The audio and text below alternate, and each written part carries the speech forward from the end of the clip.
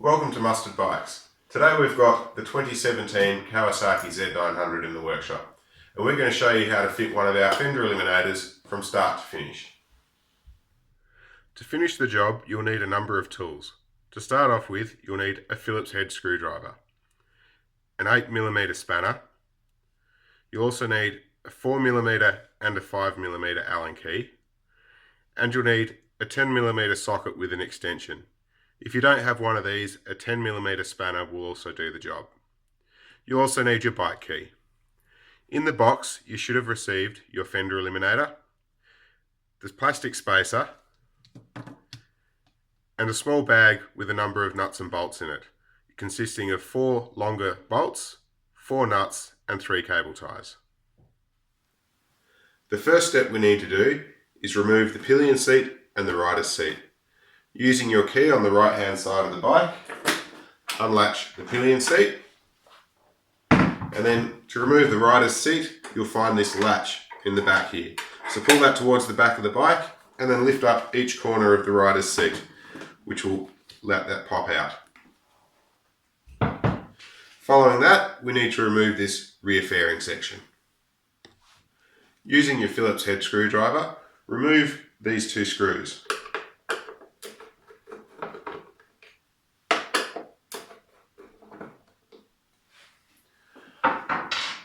Following those 2 screws, you need to remove these 4 bolts using a 4mm Allen key.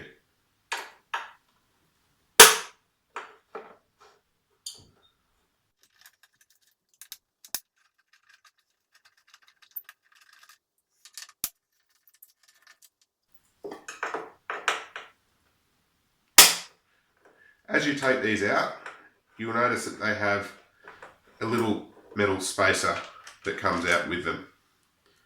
So just be sure that you don't lose that little metal spacer. To slide this upper fairing off, we need to pull it backwards and then lift the side up.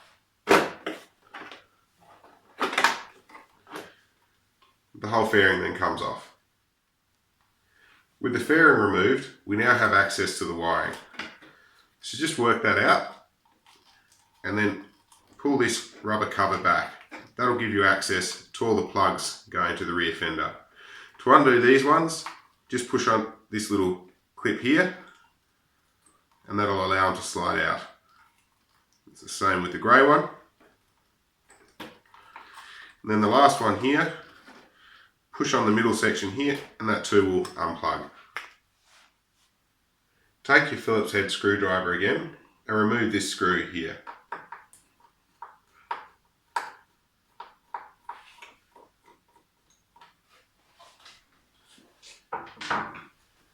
Then, using your 5mm Allen key, remove these 4 bolts here.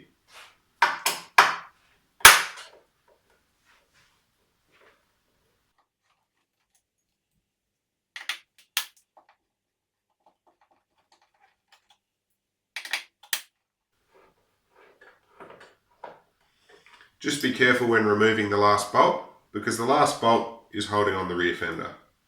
So make sure you grab a hold of that before you fully undo it.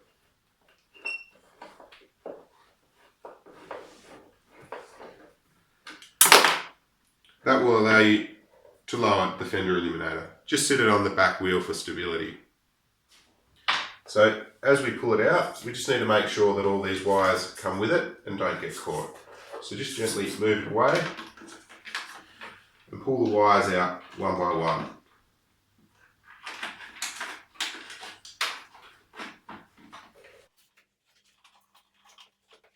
So this last one's a bit of a bigger plug. You may just need to give it a little bit of help there. So now we've got the rear fender removed from the bike. The next process is to get the Fender Eliminator fitted up with the standard indicators if you're fitting them and get it ready to fit to the bike. If you're intending on fitting your stock indicators, we're going to have to disassemble the stock rear fender. We're going to start by undoing this nut in here, which is holding on the rear reflector.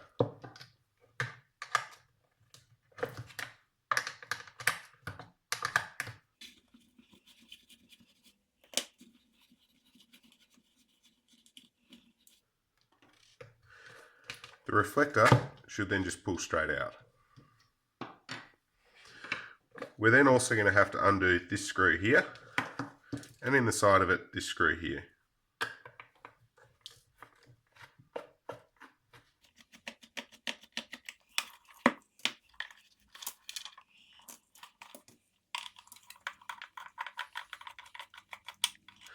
Once you've taken all those out, the whole part will spread apart.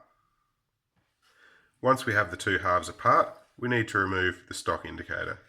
Using the Phillips head screwdriver, undo the locking plate behind the back of the indicator. You'll then find that this plate will come out, and then behind that is another plate. Use your screwdriver to flick that out. That's that one there. Once you've done this, you can simply pull out the stock indicator. So once we have that done, we need to fit that to the fender eliminator. Make sure you get the indicator the right way around and on the right side, and start by feeding the wire through the hole. Once we do this, we need to fit this into the hole in the fender eliminator. This is quite challenging due to the rubber, so start with the wide end and push it in. You'll then from behind need to feed the rubber through.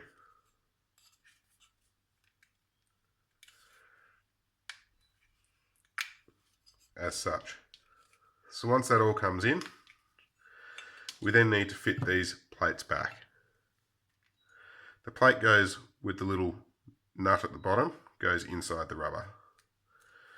So like that. And push that one in place.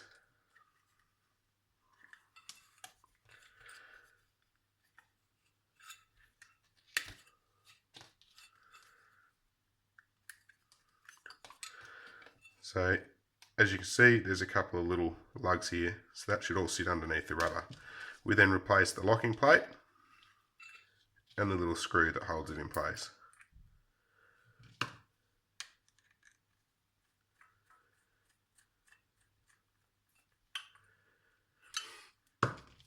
Once we've done that, do the same to the other side and fit that as well. So now we've fitted both indicators to the fender eliminator. We've run the wires through the square hole at the top, and we've also used one of the cable ties just to keep the wires neat and tidy and out of the way. This is now ready to go on the bike. We've also got the spacer that goes on there. When you put the spacer on the bike, the wires obviously go through the big hole, and you'll see on the side of the spacer there's this little cutout. That needs to be pointing upwards, like such. Next we'll go and fit this to the bike.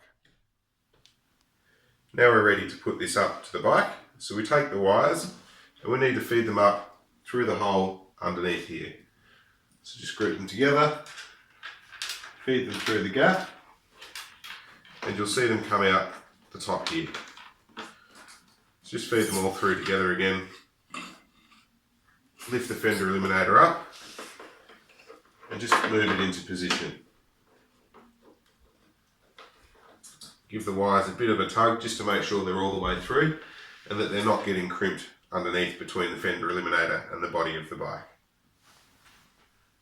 Take one of the long bolts supplied in your kit, line up the holes of the fender eliminator and your rear subframe and feed it through.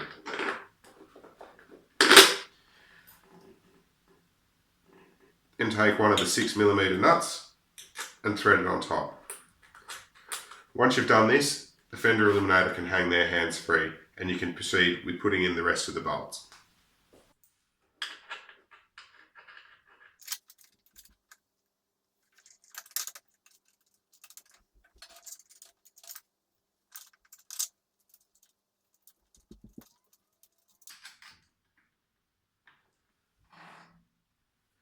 Next we're going to use the 4mm Allen key and our 10mm ratchet to do these bolts up.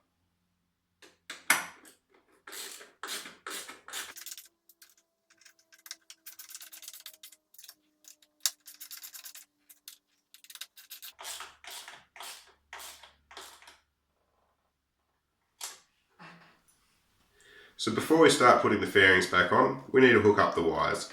Start with the indicators. The grey plug goes into the grey plug, the black plug goes into the black plug, and then we need to fit the LED bolt to the original plug on the wiring harness. The black wire generally goes in corresponding with the black wire in the original harness, and the red wire goes in corresponding with the orange looking coloured wire. Having fitted all the wires, take your key, turn on the ignition, and just check that the LED bolt is lighting up and that both your indicators work with the correct directions. If your LED bolt isn't lighting up, try swapping these two wires over, as sometimes they do get mixed up. Once you've done that, put all the wires back into the plastic housing, fold them back up into place and tuck them away in the side here where they were originally. Now we're ready to go and refit the fairings to the bike. So now we're going to fit the upper fairing. Very similar to the process which we took it off with. The only things we need to really be careful with these lugs, that we get them all aligned before we bolt it back down. So start by sliding it over the right hand side and then moving all these lugs into position. Make sure they're all in position on both sides.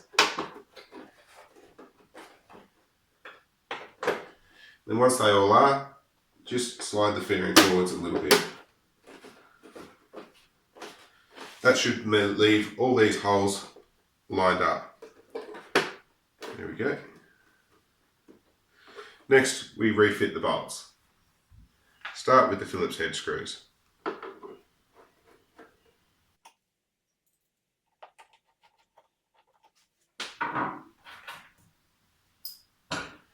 Following that, we'll put these 4 bolts in. Just remember that these have the metal washers that came out. If they've come off, just pop them in the holes first. It's probably the easier way to do it. They're stepped and the smaller side goes into the hole.